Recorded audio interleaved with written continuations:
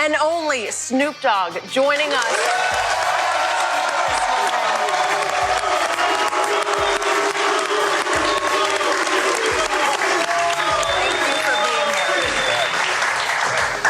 We appreciate you being here. And before I ask my first question, I want people here and out there in our TV audience to know this man is a hardcore, long-time, till death do him part Laker fan.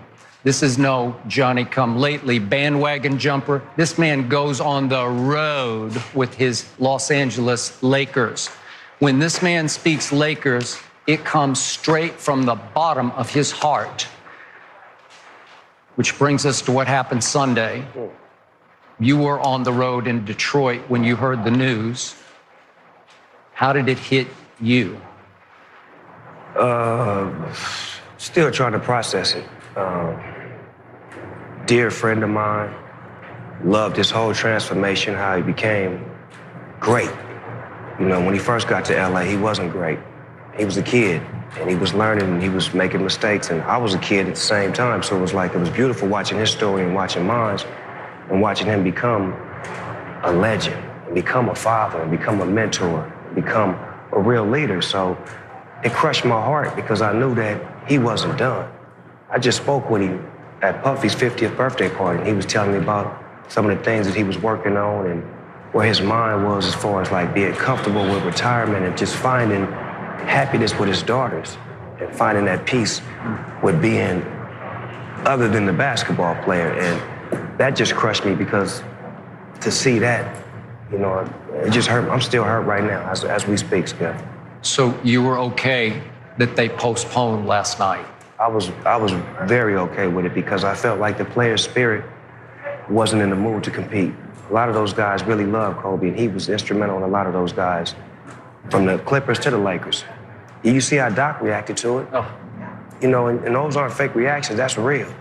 That man meant a lot to us, whether we competed against him, whether we played for him, played with him. His spirit, just the dog in him, just being the mama, that created the spirit to attack because it got too friendly at a certain point. The game was too friendly, and he made it about competition. It's about winning. And that's what it's always been about with him. And you've talked in the last couple of days to a number of the players, I know, yes. Lakers and Clippers. Yes, I spoke with a lot of players because naturally they hit me because I'm like their uncle.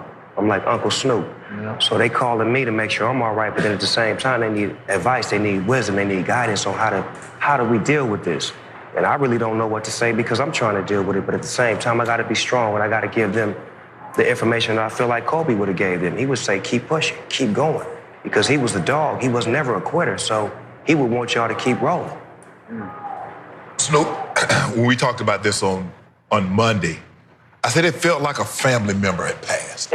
Because you watch a 17-year-old kid become a champion, become a husband, become a father, and then he transitioned after 20 years in the NBA, and he goes to a new phase of his life. And it seems that he was gonna be as successful in the new phase as he was in the old. And, you know, sometimes we just think, a guy like Kobe, we expect him to live forever. We expect him to be 85, 90, he gets old, goes to sleep one night, doesn't wake up. Guy, they're not supposed to die like this, Snoop. And I'm like you, when someone sent me, I was like, that ain't true. So I turned the TV on. Well, the TV, there's nobody showing, there's no breaking news, because I'm saying, if something like this happens to Kobe Bryant, this is gonna be breaking news everywhere, not just sports. Every game supposed to stop everything. Yes, and then all of a sudden, you see it. Right. Scrolling across the bottom of the screen. I'm like, man, this is true? How?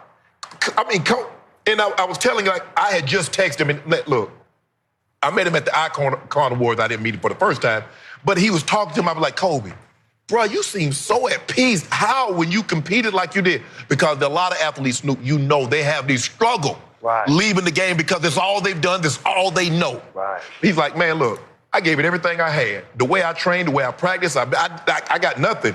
Now my focus is the creative side. I want to write stories. I want to tell stories. That's why I want to be a family. I just want to be my girl, and my be family. A father. Yes. That was the most exciting part of me, seeing him show up to games and roll with his daughter and be the father. Right. When you become a father, that's the most beautiful gift you can get in this world, to be able to have that relationship with your kids. Right. It was, when he retired, I had him come to my spot in Inglewood because I wanted to give him a gift.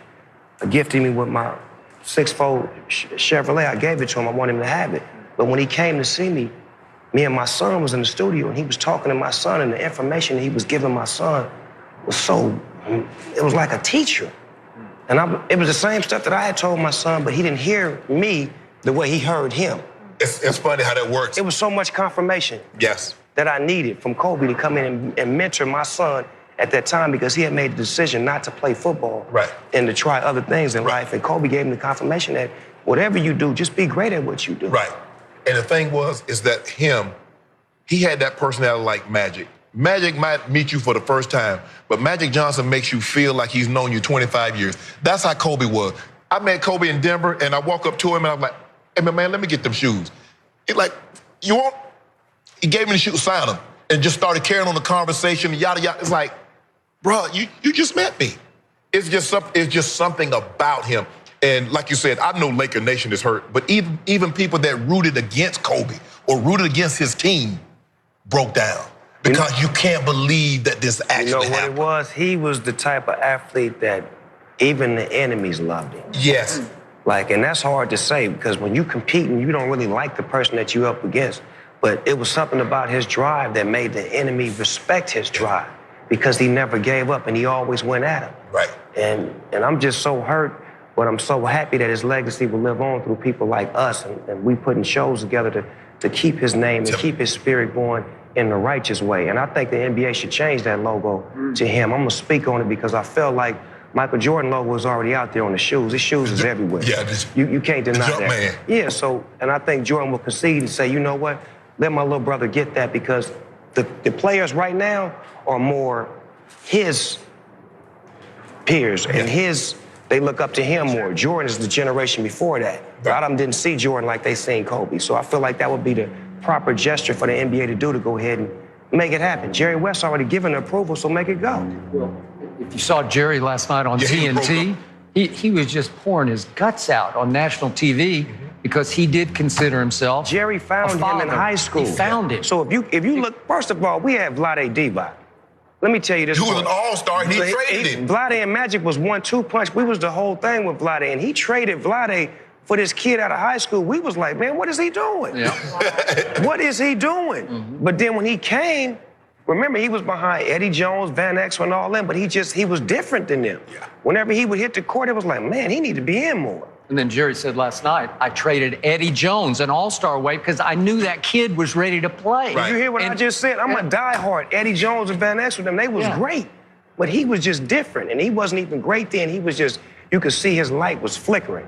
He didn't know how to turn it on, but it was flickering. And once he learned how to turn that light on, it wasn't gonna never come off. Well, you remember that first season ended with that Utah loss and the closeout game? So what? That's how you develop your shot. You got to shoot it in order to get it right. And then make it come full circle. The final game was against Utah, and he dropped 60. And I'm in the crowd dancing with him. You understand me? The mama mentality, and everybody understands what a black mama is. Very venomous snake. Yes. But that snake will attack without provocation. Nothing. You ain't got to step on him. You ain't got to bother his young. Nothing. He will chase you. It will chase you to bite.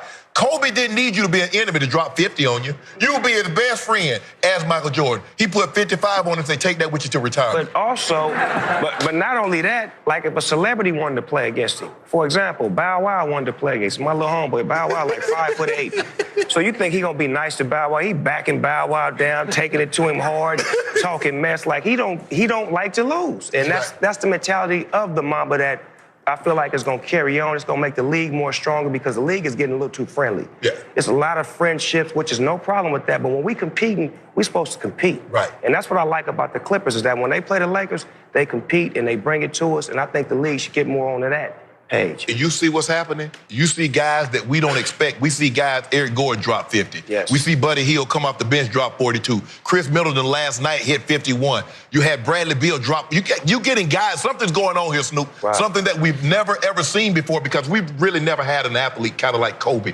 You know, we talked about it, Skip, Roberto Clemente, who was delivering aid to Nicaragua, or Dale Earnhardt, who died in a plane crash. Yeah. But we haven't seen anything like this. And like you said, Jordan was the idol of like guys like Kobe and LeBron. Right. The guys that are playing now, Kobe is their idol like Jordan was to them. Yes. So It's facts. Don't say, It's facts. You better do a heat check right now. Ask every player in the NBA, who did you want to be like growing up? Yeah, Kobe. Because they would, a lot of these guys skip, some of these guys are one and done. Well, Kobe was 0 and done. He's straight from high school. And LeBron said that gave him the courage. Well, he did. I believe I can do that. Right. So we lost some iconic entertainers way too soon. I brought up Monday, Michael Jackson was gone at 50 and Prince was gone at 57. And if I can hark back to Elvis, he was gone at 42. But each of those icons, there was some self-destruction involved in their demise. This was just straight tragedy. That just shocking, can't happen tragedy. This is a man who almost flew helicopters for a living, it felt like. Like he helicoptered everywhere he went. He flew to come see me in a helicopter. There you go. By himself. Whew. And he said the reason was Skip, they asked him why. He said what had happened was the traffic had started to get so bad that he was missing his daughter's recitals. He was missing things. He said, well, I still need to be true to my craft. So I still got to put that time in. I got to practice. I got to get the weight time in. But I also need to get back. So he's like, the only logical thing for me to do is to get above the freight. 15 minutes there, 15 minutes back, boom, I don't miss a thing. Yeah, because that's a 3-hour drive in traffic. That's a 3-hour drive in traffic from where the stadium was to where he had to go. So that 15-minute commute was a beautiful situation for him. Right, and then they remember, they practicing in El Segundo. Right. So he swooping down there. Because he was way down in Newport Yes. Orange County. Yeah. And what I want to say about the situation that you can never question God. No. And he don't make no mistakes. And it's not an accident. It's not something that wasn't supposed to be, it is. And as tragic as it is, we have to look at it and say, what do we learn from this? What do we get from this? And you can see people's spirits are changing based off of this. This one man is shifting the whole world based off of how he lived when he was in this world. So we just got to take that and pray for the family, pray for his wife, pray for his kids, and try to give them the strength to keep moving forward and just do what we're supposed to do as leaders in the world right now. Because you know what it is, Skip?